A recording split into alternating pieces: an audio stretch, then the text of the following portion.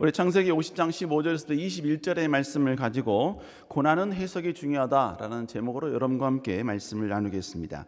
우리 인간은 그냥 인생을 살아가면서 그냥 맛없이 살아가는, 그냥 아무런 뜻 없이 살아가는 것보다는 조금 재미있게 살아가기를 원하는 것 같습니다. 그러다 보니까 많은 사건을 그냥 사건으로 받아들이는 것이 아니라 그 사건에 대해서 때로는 정의를 내리기를 좀 원하는 것 같아요. 여러분도 많이 들어본 말이시죠? 사랑이란 무엇인가? 사랑은 어떻게 생각하십니까? 사랑은 어떻게 말하시겠습니까? 여러분 어떤 식으로든지 여러분 많이 들어봤던 질문일 것입니다. 근데 이 내용은 뭐냐면요, 당신은 사랑을 어떻게 정의하시겠습니까? 라는 질문이지요. 또 여러분은 지금까지 온 삶을 여러분 어떻게 평가하시겠습니까? 여러분 이 고백도요, 각자 개인의 삶을 이제 여러분들은 어떻게 정의하시겠습니까? 라는 그런 단어입니다. 그러니까 여러분 삶을 정의한다는 것, 이게 쉽지 않지요. 그러나 내 삶 가운데 정말로 어떤 큰 획기되었던 큰 사건들, 이런 것들을 요약을 해서 결국은 그것을 집대성해서 맨 마지막 아주 단순한 명제 아니면 단어 하나로 우리는 정의를 내리게 되지요. 그러니까 여러분 그가 내린 정의를 한번 곰곰이 들어보면요, 그의 인생은 과연 어떻게 살아왔고 어떤 삶을 살고 있는지를 우리는 어느 정도 조금은 예측해 볼 수가 있는 것입니다. 제가 어떤 분께요, 결혼 생활을 어떻게 정의하시겠습니까? 제가 이렇게 한번 질문을 드린 적이 있었습니다. 그랬더니 그분께서요, 즉답을 안 하시고요, 저한테 이런 말씀하시는 거예요. 목사님, 한 가수의 그 노래 제목으로 제가 대답을 하겠습니다. 이렇게 말씀하시더니 저한테 이렇게 말씀하시는 거예요. 이하이가 부릅니다. 한숨. 그분의 결혼 생활에 느껴지시죠? 그분의 결혼 생활이 어떨 거라 그 단어 한마디에 확 와닿지 않습니까? 그죠? 이건 제 얘기가 아니에요. 다른 분의 이야기입니다. 오늘 본문에서도 마찬가지입니다. 요셉도요, 이제 오랜 시간을 살아온 삶 가운데 오늘 본문의 시점이 와서 그는 자기 인생을 정의를 하고 있습니다. 그 수많은 세월들을 한번 쑥 되돌아보면서 형제들 앞에서 자기의 인생은 이랬노라 라고 정의를 내리고 있죠. 그 정의가 뭐냐면 창세기 50장 20절입니다. 한번 읽어볼까요? 시작. 당신들은 나를 헤아려 했으나 선으로 바꿔서 오늘과 같이 많은 백성의 생명을. 지금 그는요, 그의 인생 가운데 나는 고난이 절대로 없었어요, 내 인생은 고난이 없는 인생, 그렇게 말하지 않아요. 자기 인생 가운데 분명히 당신들이 나를 해했다라고 이야기합니다. 그리고 그 해함이 있었기 때문에 그 인생은 그렇게 평탄한 인생이 아니라 어마어마한 굴곡이 있는 인생이었다라는 것을 이야기하죠. 그러나 거기서 끝나지 않습니다. 그는 그런 인생일지라도 그러나 맨 마지막은 결국은 선으로 끝났다라고 자신의 인생을 그렇게 정의를 하고 있는 것입니다. 시작은 고난이었지만 마지막은 선이었다는 것입니다. 여러분 요셉이 오늘 본문의 이 사건, 자신의 삶을 다시 한번 정의를 내릴 수 있는 이 사건은 그냥 우연히 일어난 게 아니에요. 오늘 본문의 요셉이 자신의 인생을 정의를 내릴 수 있게 만들었던 사건이 하나 있었습니다. 바로 이 유익구절에 나온 사건인데 그 사건이 뭐냐면 바로 그의 아버지 야곱의 죽음이었습니다. 야곱이 창세기 49장 33절에 보니까 그의 아버지 야곱이 죽었습니다. 그자 그의 형제들이 이제 두려워하기 시작하는 거예요. 왜냐하면 지금까지 아버지가 살아있을 때는 요셉이 자기들을 해하지 않았다라고 생각을 한 거예요.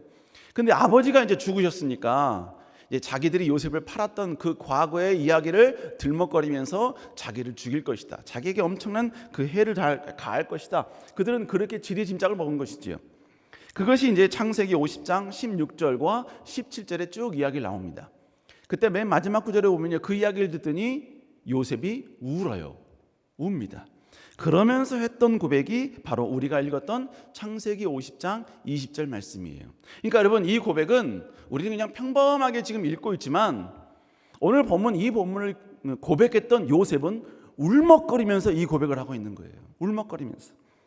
그러면서 여러분 그는 형제들을 위로하고 그리고 21절에 보면 그들의 모든 불안을 완전히 종식시키는 그런 말을 하죠. 우리 21절 한번 읽어볼까요? 시작. 내가 당신과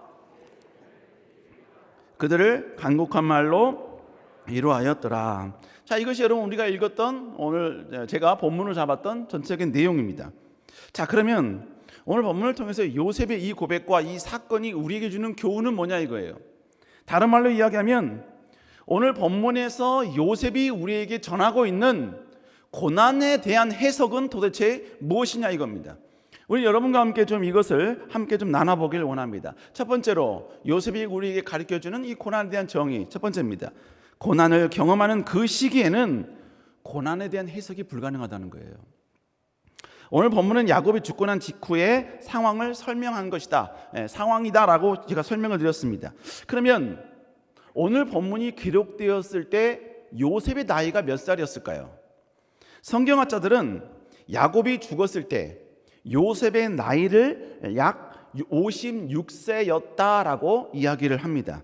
그러니까 오늘 본문은요, 성경은 요셉이 17세에 형제들에게 팔려 애굽으로 노예로 팔렸다고 이야기하고 있거든요. 그러니까 17세에 팔리고 난 직후 지금 56세가 된 오랜 시간이 지난 이후에 그가 지금 오늘의 이 고백을 한 것입니다. 우리 다시 한번 읽어볼까요? 창세기 50장 20절 시작. 당시 하나님은 그것을 손으로 바꾸사 오늘과 같이 많은 백성들의 생명을 구원하게 하려 하셨나니. 자, 그러면 우리가 한번 고민해 볼 필요가 있죠. 그렇다면 요셉은 자기의 이 고난이 결국 선이 되었다라고 지금 본문에서 고백을 하고 있는데, 그러면 그 고난이 자기에게 선이 되었다라는 이 사실을 언제 알았을까? 언제 알았을까? 혹시 요셉이 맨 처음 그가 애굽에 팔려갈 때, 형제들에게 억울하게 팔려갈 때, 그 팔려가는 고난의 첫 시작점에도 이 고난의 끝은 유익이다, 선이다라는 것을 알았을까? 여러분, 이걸 알려면 창세기 37장으로 다시 돌아가야 합니다. 왜냐하면 창세기 37장은 요셉이 형제들에게 팔려간 그 장면을 아주 리얼하게 소개를 해놓고 있거든요. 그런데 불행하게도 창세기 37장에는 요셉이 그때 팔려갈 때 어떤 고백을 했는지 전혀 나오지 않습니다. 그런데 창세기 42장에 가보면 이제 요셉과 형제들이 처음 대면하는 장면이 나오거든요. 그때 형제들이 요셉을 팔았을 때를 회상하면서 요셉이 그때 어떤 고백을 했는지를 소개하는 구절이 나옵니다. 그것이 창세기 42장 21절이에요. 우리 한번 읽어볼까요? 시작. 그들이 서로 말하되 우리가 아우의 일로 말미암아 그가 우리에게 그 마음의 괴로움을 보고도 듣지 아니하였으므로 그 괴로움이 우리에게 임하도다. 지금 그 형제들은요, 애굽을 동생 요셉을 팔았을 때 요셉이 어떻게 반응했는지를 지금 회상하면서 지금 기록을 해놓은 거예요. 노랗게 본문을 이렇게 제가 표시해놨는데 이건 뭐냐? 그들이 동생을 팔았을 때 요셉의 반응을 지금 그들이 고백한 겁니다. 그들은 이 모습을 봤다는 얘기죠. 근데 본문에 보면 뭐라고 해요? 그가 우리에게 애걸할 때, 첫 번째로 요셉이요, 애걸했다는 이야기예요. 애걸했다.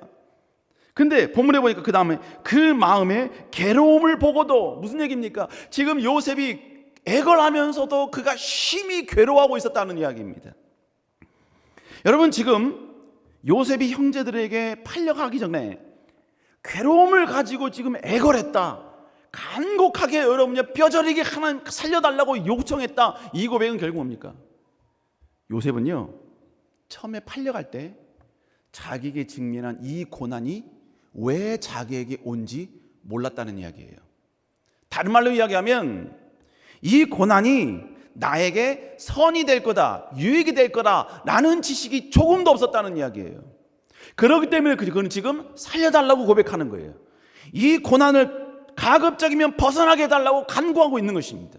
절대로 나를 팔지 말라고 괴로움 가운데 애걸하고 있는 거예요. 그 애걸함의 의미는 그는 지금 자기에게 직면한 이 고난에 대한 해석이 전혀 안 되고 있다는 이야기예요. 왜 왔는지 모르고 있다는 이야기입니다. 여러분, 이건 우리 삶도 마찬가지죠.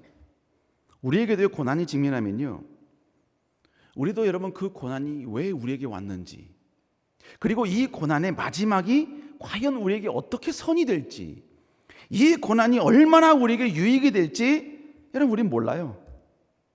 그리고 왜 나에게 이런 고통이 왔는지, 왜 주변에 이런 나의 아픔이 내 주변을 자꾸 맴도는지, 왜 내 인생 가운데 이렇게 자꾸 가시가 나를 찌르는지, 왜 자꾸 내 안에 자꾸 이렇게 뭡니까 상처가 반복이 되는지, 왜 나에게만 이런 자녀의 문제가 생기고, 왜 나에게만 이 가정의 아픔이 생기고, 왜 나에게만 이런 건강적인 문제가 생기는지, 여러분 그 사건 그 고난이 내게 직면할 그 당시는요, 그 고난이 해석이 안 된다니까요.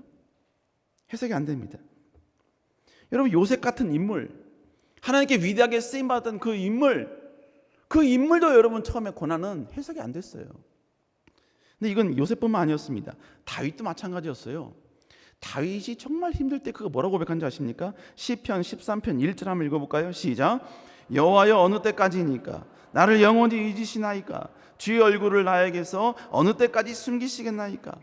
여러분 지금 고난 가운데 있는데 지금 뭐라고 고백하냐면요, 하나님 언제입니까? 언제 회복시켜 줄 겁니까? 왜 하나님 숨어 계십니까? 왜 하나님 절대로 나를 왜 이렇게 영원히 잊은 모습으로, 잊은 채로 지금 나를 버려두고 계십니까? 지금 이 고백이에요. 여러분 문장의 장점도 있지만 단점이 하나가 뭐냐면요, 그 글을 기록하는 그 사람의 그 글을 기록할 당시 감정이 어떤지 잘 표현이 안 된다는 이야기죠. 표현이 잘 안 됩니다. 그런데 여러분 오늘 본문은요, 그냥 읽기만 해도 이 다윗이 어떤 감정으로 오늘 본문을 기록했는지 우리는 쉽게 알 수 있는 거예요. 평온함 가운데 이 고백을 했을까요? 여러분 넉넉함 가운데 즐거운 가운데 이 고백을 했을까요? 전혀 그렇지 않죠. 그는 수없이 깊은 의구심 가운데 이 질문을 던졌을 것입니다. 심지어는 여러분이요, 하나님 숨으시는 하나님에 대해서 돌보셨다고 약속하셨던 그 하나님의 약속은 어디 갔습니까? 지금 그런 반문하면서 여러분 하나님께 지금 이렇게 원망 아닌 원망조로 하나님께 반문하고 있는 것입니다. 이 고백이 결국 뭐예요? 그도 고난이 왔을 때 이 고난이 나에게 유익이 된다라는 사실을 전혀 몰랐다는 이야기죠. 여러분 요셉도 마찬가지고 다윗도 마찬가지고 고난이 왔을 때 그 고난에 대한 해석이 안 됐어요. 자, 이건 뭘 말하느냐? 여러분 때로는 우리도요, 고난이 오면 때로는 우리도 원망할 때가 있잖아요. 없나요? 저만 그런가요? 여러분 하나님께 원망할 때 없습니까? 하나님 왜 이거밖에 안 되죠? 왜 이렇게 하시죠? 왜 이렇습니까? 여러분 목사라고 고난이 안 올까요? 아니, 고난이 옵니다. 여러분 목사라고 고난이 왔을 때 여러분이 할렐루야 여호와 찬양 그럴까요? 아니요. 저도 인간입니다. 아프면 아프다 그래요. 또 여러분 목사님께서 송구영 순년초 복성회 때 여러분이 우리는 다시 한번 뭡니까? 어떤 위기와 고난이 왔을 때 뭡니까? 우리는 뭐라고? 긍정적인 할렐루야 여호와 이걸 외쳐야 된다고 말씀하셨죠. 근데 여러분 때로는 그게 안 되잖아요. 여러분 그러나 안 된다고 해서 자학해서는 안 됩니다. 그럴 수 있어요. 충분히. 다윗도요 그렇게 고백하고 난 다음에 다시 후반절에 가면 하나님을 찾았어요. 그러니까 여러분 나는 왜 이럴까? 고난도 오고 고난 속에서 나는 맨날 이렇게 하나님 원망하고 하나님께 불평하고 하나님께 이렇게 계속 대들고 내 인생은 왜 이럴까? 이런 나를 하나님이 나를 돌봐주실까? 이러니 항상 내 인생 가운데 이런 고난이 오지. 여러분 그렇게 나가면 안 된다고요. 스스로를 위로하면서 다시 한번 우리 일어나야 될 줄로 믿습니다. 두 번째로 고난의 결과는 반드시 우리에게 유익이고 선이라는 거예요. 유익이고 선이다. 여러분 고난이 시작될 때 그 고난에 대한 해석이 안 됐던 요셉은요 오랜 시간이 지나고 나서 훗날에 오늘 창세기 50장 20절 이 고백을 한 거예요. 이 고백을. 근데 여러분 이 고백은 애굽에서 팔려간 지 40년 이후에 고백했다고 그랬죠. 그러면 요셉은 40년이 지나고 난 다음에 39년이 지나고 난 다음에 이 선이라고 고백했는데 아니요, 그렇진 않아요. 그 이전에도 창세기 45장 5절에도 비슷한 고백을 합니다. 자, 45장 5절 읽어볼까요? 시작. 이곳에 팔았다고 해도 근심하지 마소서, 한탄하지 마소서. 하나님이 생명을 구원하시려고 나를 당신보다 먼저 보내셨는. 자, 오늘 이 45장 5절은요 요셉이 야곱과 그 모든 형제들을 전부 다 애굽으로 데리고 왔을 때 했던 고백이에요. 그때가 언제냐면 요셉이 30살에 30살에 총리가 됐거든요. 그리고 7년 동안 풍년이 있고 7년 흉년이 있는 가운데 2년 흉년이 있을 때 그의 형들이 이 요셉에게 찾아왔거든요. 그러니까 그 기간을 우리가 어느 정도 쭉 여러분요 계산을 해보면 오늘 본문은 요셉이 17세에 애굽에 팔려가고 나서 약 22년이 지났을 때 그가 했던 고백이 오늘 창세기 45장에 있는 이 고백이라 이거예요. 그러면 여러분 보세요. 요셉이 결국 모든 것이 선이었습니다 라고 고백했던 그때는 언제였냐 이거죠. 결국은요 시간이 오랜 시간이 지나고 난 다음에 뒤돌아보니까 깨닫게 되더라는 것입니다. 왜 처음에는 깨닫지 못했을까요? 여러분 왜 그러냐면요 고난이 우리에게 처음에 찾아왔을 때 첫인상이 별로 안 좋거든요. 고난이 우리에게 처음에 올 때요 뭡니까? 기쁜 모습으로 긍정적 모습으로 우리에게 찾아오는 아니에요. 공포스럽게 찾아옵니다. 무시무시하게 찾아옵니다. 그리고 여러분이 우리를 마치 죽일 듯이 우리의 영혼을 찢어버릴 듯이 우리에게 찾아오잖아요.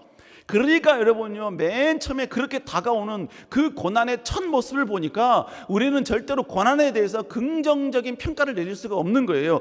그런데 결론은 뭡니까? 결론은 그 고난의 끝은 선이라는 거예요.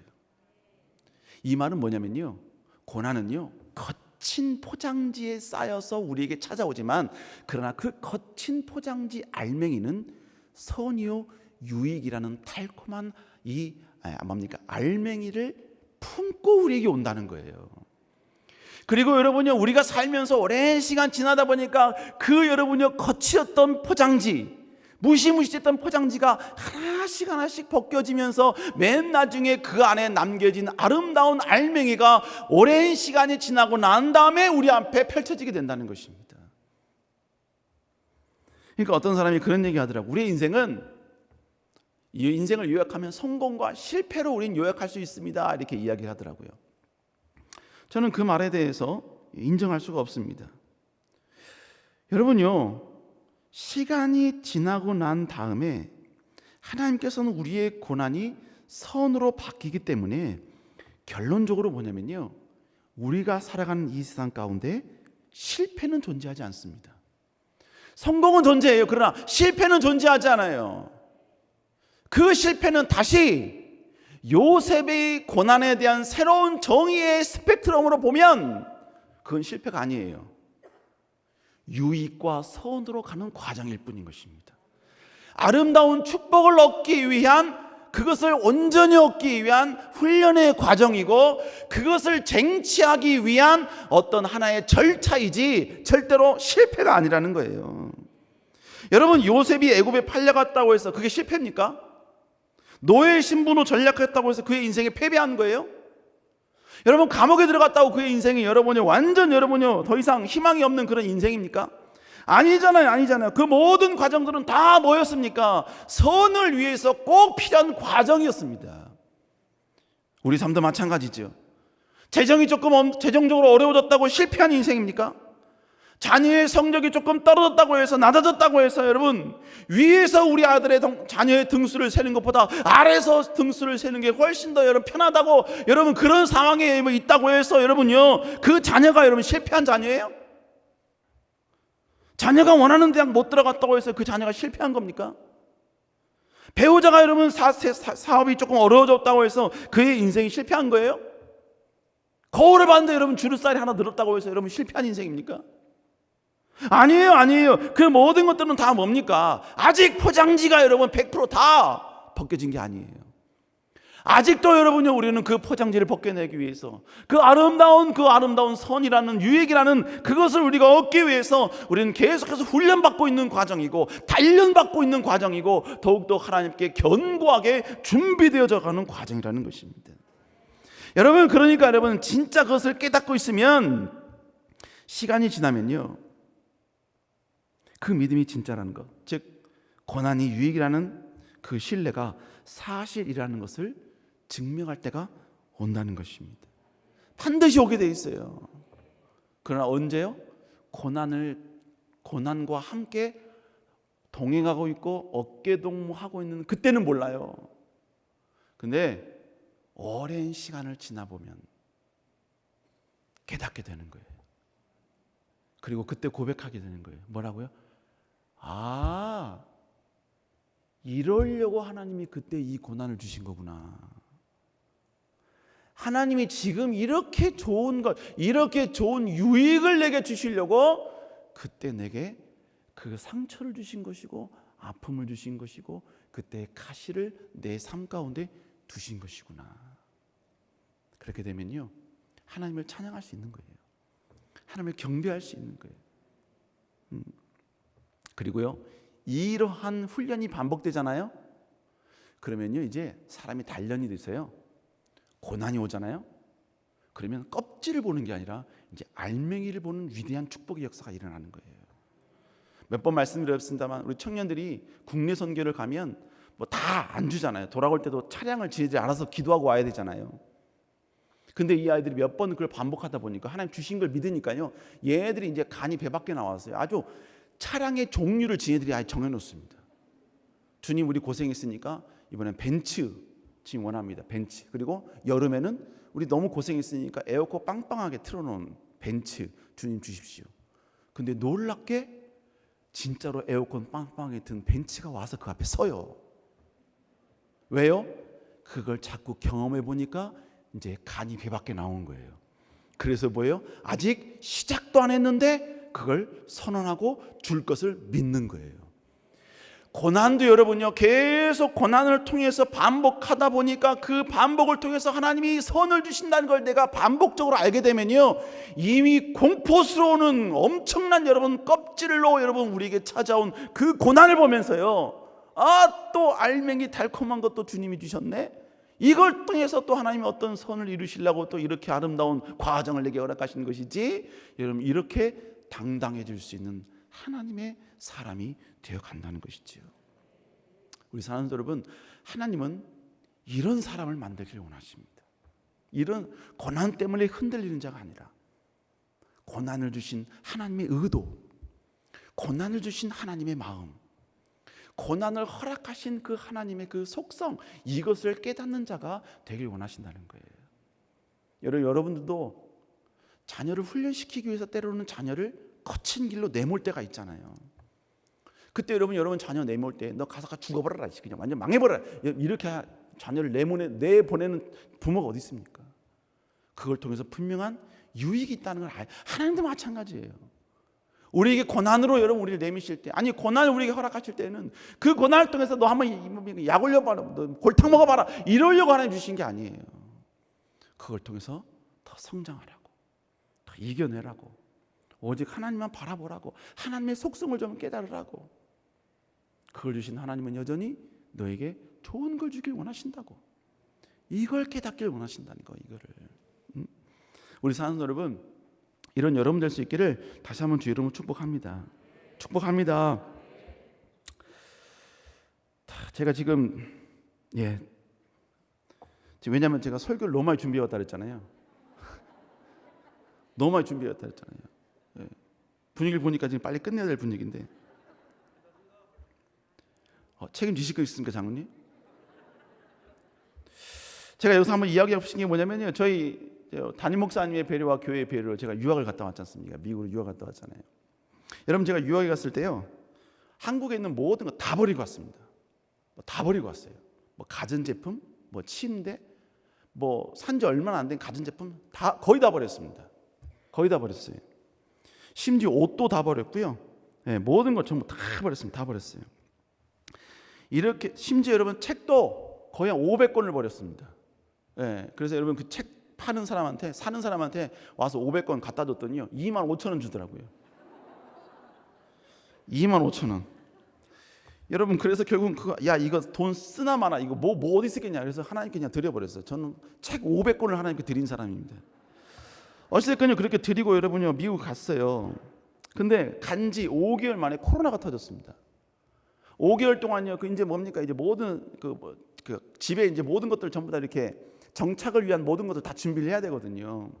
그 준비 다 했어요. 그리고 어떻게 계획하고 어떻게 해야 되게 어떻게 했다는 걸 나름대로 머릿속에 다 구상을 하고 이제 한번 해보자라고 했는데 코로나가 빵 터진 거예요. 여러분 잘 아시다시피 여러분 코로나 거의 여러분 집에 못 활동을 못했죠. 미국은 완전히 그냥 다 셧다운이었습니다. 근데 여러분, 저는 그렇기 때문에 거의 집 밖을 나갈 수가 없었어요. 왜냐하면 당시 미국에 있는 동안 코로나에 걸리면 큰일 났습니다. 큰일 났어요.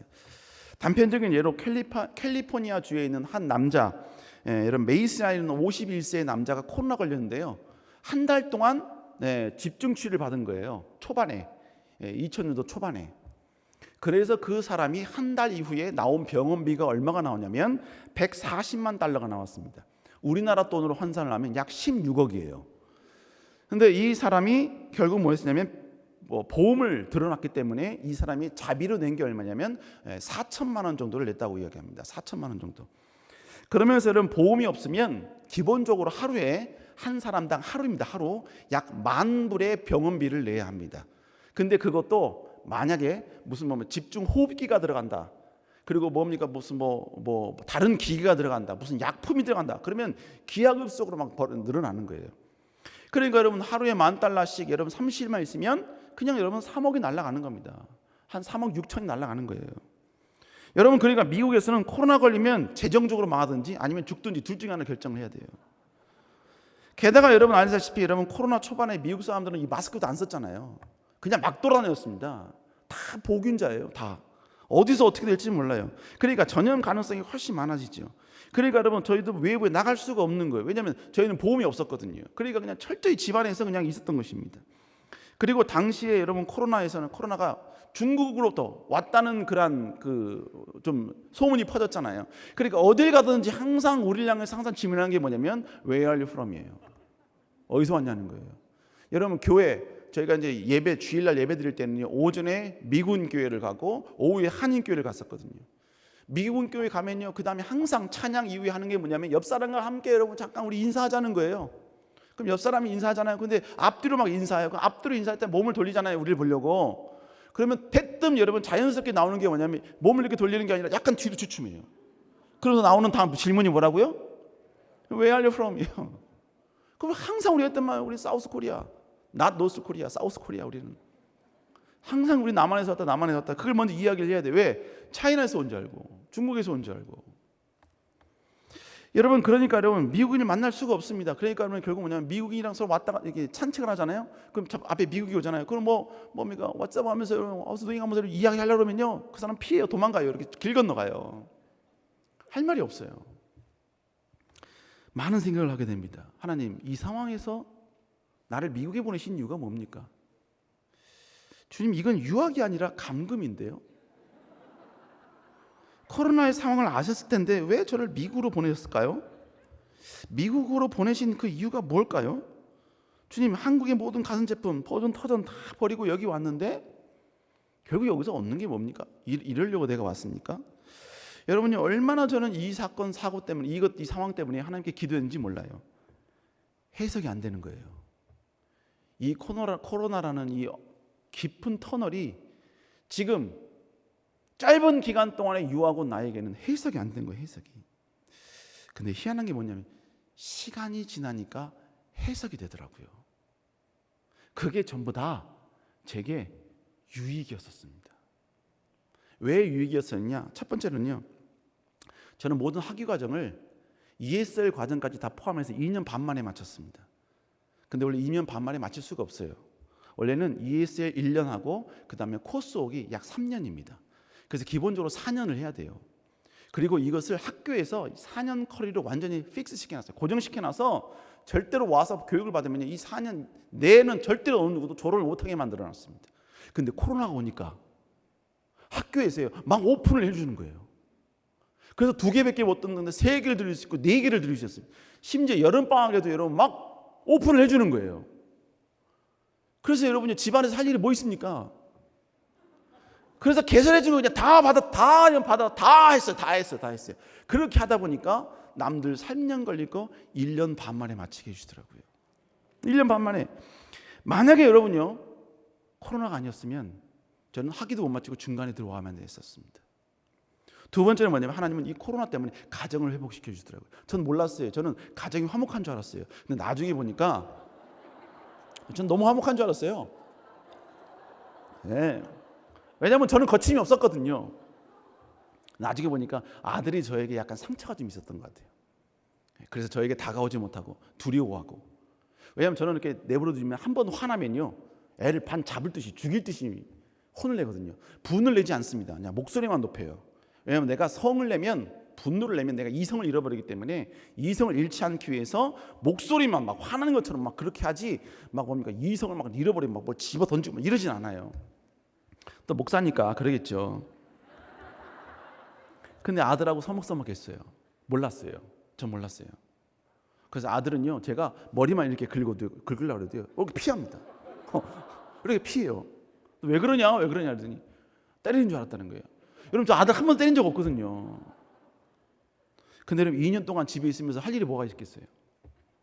아들과 같이 계속해서 뭡니까 부비부비하고, 아들과 같이 대화하고, 딸과 같이 대화하고. 저는 아마 저희 와이프랑 결혼한 지 지금 한 23년째거든요. 23년 동안 대화한 것, 2년 동안 대화한 게 더 많았어요. 그러면서요, 가족이 조금씩 회복이 되더라는 거예요. 회복이 돼요. 그래서 이제는요, 결국은 맨 나중에 아들이 와서 저에게 안깁니다. 예, 아들이 뒤에서 와서 이렇게 안겨요. 그러면서 속삭여요. 돈 좀 줘.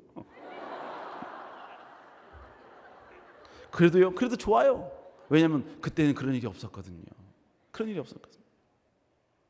하나님께서 놀랍게 역사해 주시더라고요. 여러분, 이건요, 2022년도에 12월 30일 날 저희 온 가족이 코로나 걸렸거든요. 그래서 집에 있었어요. 근데 1부 때 송구영 시험에 드리고 2부 때 들으는 1부 드리고 2부 때 그 텀이 있잖아요. 그 텀 때 저희 딸이 영상을 만들었다고 와서 보라는 거예요. 그래서 와서 봤더니 2년 반 동안 있었던 미국의 모든 사진들을 거기다 다 이렇게 영상을 만들어놨다고요. 재밌는, 갈 데도 없었으니까 맨날 집에서 막 웃긴 뭐 하고 뭡니까 뭐 웃긴 제스처 하고 뭐 별 얼굴 표정 희한한 거 하고 하여간 보여주고 싶었는데 못 보여줘요. 목사의 권위가 떨어질 수 있기 때문에 보여줄 수가 없어요. 근데 여러분, 재밌는 영상이거든요. 근데 그 모습 보는데 저에게 울음이 나더라고요. 눈물이 나더라고요. 거기서 느꼈던 게 뭐였냐면, 아, 하나님이 선으로 인도하셨구나. 아, 하나님이 역사해 주셨구나. 아, 하나님이 보호하셨구나.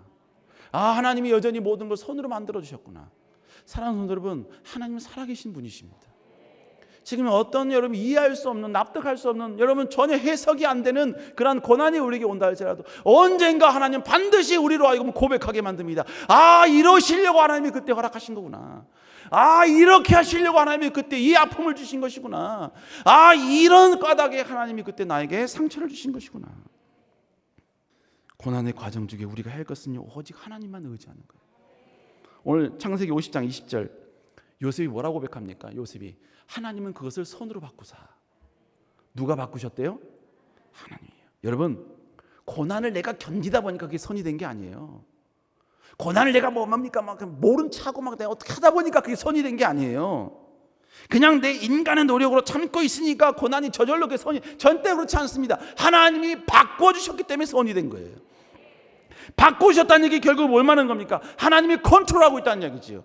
하나님이 고난을 컨트롤하고 있다는 얘기 뭘 말하는 겁니까? 하나님은 언제든지 그 고난을 바꾸실 수 있는 능력이 있다는 것이죠. 그렇기 때문에 하나님은 모든 걸 손으로 바꿀 수 있다는 것이죠. 그러니까 우리가 뭐예요? 고난이 왔을 때 하나님을 의지하는 것밖에 더 있습니까? 하나님을 더 바라보는 것밖에 없지 않습니까? 그래서 욥기서에 여러분, 욥이 뭐라고 합니까? 욥기서 23장 10절에 보니까 내가 가는 길을 그가 아시나니. 여기서 아시다는 이 단어를요, 영어 원문에 보면요, 히브리 원문에 보면 야다. 저 깜짝 놀랐어요. 너희는 나를 알고 믿으며, 하나님이 우리에게 명령하실 때 너희는 나를 알고 믿으라 할 때 야다를 사용하셨거든요. 근데 하나님 뭐라고 하면 내가 너희의 길을 안다라고 말할 때 야다를 사용하셨어요. 그 야다가 뭐예요? 체험적으로 아는 야다예요. 경험해보고 아는 야다예요. 뭘 말하는 겁니까? 하나님이 우리의 고통을 피부적으로 아신다는 이야기예요. 경험적으로 알고 계신다는 이야기예요. 네가 당하는 슬픔, 네가 당하는 고통을 하나님은 전부 다 여러분 뼛속 깊이 그 모든 걸 다 기억하고 있고 알고 있다는 표현이에요. 그 아픔을 가지고 하나님은 우리 삶을 인도하고 계신다라고 표현하고 있는 것입니다. 그럼 결국 우리가 해야 할 거 뭐예요? 다른 거 아니에요. 하나님을 의지하는 거, 하나님 바라보는 거, 하나님만 앙망하는 거. 마지막 네 번째로 하나님이 바꿔주신 선은요, 하나님의 영광을 위한 도구로 써야 돼요. 자, 창세기 50장 20절 다시 읽어볼까요? 시작. 자, 본문에 오늘과 같이 많은 백성의 생명을 구원하게 하리. 이게 뭐예요? 하나님의 계획이에요. 하나님이 이루고 싶으셨던 하나님의 원대한 계획이에요. 그 계획을 이루기 위해서 뭐예요? 요셉에게 고난을 주셔서 결국 오늘의 선을 이루게 하신 거예요. 오늘의 이 자리에 오게끔 하신 거예요. 결국 뭡니까? 하나님이 우리에게 아름다운 유익을 주셨다, 아름다운 선을 주셨다. 그러면 그 선을 통한 열매를 가지고 우리는 하나님 나라 영광을 위해 쓰임받는 사람이 돼야 돼요. 그 일에 쓰임받는 도구가 돼야 돼요. 아싸 하고 내 주머니에 집어넣으면 안 된다고요. 그것은 반드시 하나님 나라 영광을 위한 도구가 돼야 됩니다. 제 청년부 예배 때 여기서 보면 헌금송이 있거든요. 그 헌금송은 하는 모든 아이들은 다 제 방에 와서 저에게 오디션을 받아야 됩니다. 아이러니죠. 저에게 와서 오디션을 받는다니까요. 전 노래는 별로 못합니다만 그러나 들을 수 있는 귀를 하나님께서 조금 허락하신 것 같아서 또 목사라는 그 권위 때문에 그냥 합니다. 그냥 해요. 제 방은 그냥 너무나 열악합니다. 노래 부르기 너무 열악해요. 그냥 들어오자마자 바로 노래 불러야 돼요. 바로 마음이 건조한 그냥 바로 노래 불러야 됩니다. 그리고 노래 부르고 난 다음에 바로 땡 아니면 오케이 두 가지 딱 결정합니다. 근데 어떤 한 청년이요 너무 잘 불렀어요. 근데 너무 긴장한 거예요. 그래서 이 음이 좀 떨어진 거예요. 그래서 제가 걔한테 하셨습니다. 너 올해는 안 되겠다. 올해는 안 되겠다. 너 좀 기도하고 내년이나 다시 이 오디션 다시 보자. 다행스럽게 이 아이가요 시험이 안 들었어요. 근데 이 아이가 그때부터 뭐 했냐면요, 내가 반드시 하나님께 영광 돌리라 하면서 보컬 트레이닝을 받은 거예요. 노래를 계속해서 레슨을 받은 거예요. 그렇게 떨어뜨리고 나서 저는 미국 간 거예요. 돌아와 보니까 계속 그 레슨을 받고 있는 거예요. 그리고 나서 이번에 레슨을 받았는데 오케이 넌 됐다. 그래서 이번 주에 지난주에 찬양을 했어요. 제가 여러분께 왜 말씀드리냐면 그 청년이요 떨어진 고난이 있었지만 그 고난이 개인에게도 선이었고 청년부에게도 선이 됐어요. 오디션 보는 애 가운데 노래 별로 못하는 애거든요. 걔는 반드시 떨어져야 될 애예요. 근데 너 떨어졌어 라고 했더니 자기가 왜 떨어졌는지 좀 이야기 좀 해달라고 약간 반감을 가진 청년이 한 명 있었습니다. 그 청년이 딱 한마디 했어요. 너 아까 그 이야기했던 청년 A 있죠? 보컬 트레이닝 받은 청년 A 걔도 떨어졌어. 이랬더니 그 형도 떨어졌어요? 그러면 저는 떨어질만 하죠. 그러면서 가더라고요. 네. 그 아이의 떨어짐이 이렇게 여러분 이 선하게 쓰임 받더라고요. 뿐만 아니라 모든 여러분이요 헌금송 하는 아이들에게 헌금송을 저렇게 존귀하게 여겨야겠구나, 준비해야겠구나, 막 부르는 게 아니구나, 내 실력을 드러내는 자리가 아니라 하나님을 정말로 겸손하게 높이는 자리여야 되겠구나. 이렇게 하나님께서 그 청년의 떨어짐을 사용하시더라고요. 사랑하는 성도 여러분, 어떤 식으로든지 하나님이 우리에게 유익을 주셨으면 그 유익을 통해 영광 돌려야 돼요. 하나님의 이름을 높여야 됩니다. 여러분 그런 여러분 될 수 있기를 다시 한번 주의 이름으로 축복합니다. 기도하시겠습니다. 이 시간 나같이 하나님께 좀 간절히 기도할까요? 여러분 지금 그러므로 우리에게 나에게 어떤 고난이 있느냐 이건 중요하지 않습니다. 고난이 있냐 없냐에 대한 진실보다 그 고난에 대한 해석이 중요하기 때문입니다. 우리가 지금 경험하고 있는 그 고난은 거친 포장지에 쌓여 있을 뿐 그 안은 하나님이 우리에게 예비하신 아름다운 선의 열매가 담겨져 있습니다. 우리가 그렇게 해석하면 지금 거친 포장지에 쌓여 있는 그 고난조차도 우리는 기쁨으로 수용할 수 있는 것이고 더 하나님께 영광 돌리는 삶을 살아갈 수 있게 되는 것이죠. 시간 간절히 기도합니다. 주님, 그렇습니다. 주님 다시 바라보며 의지하게 하여 주시옵소서.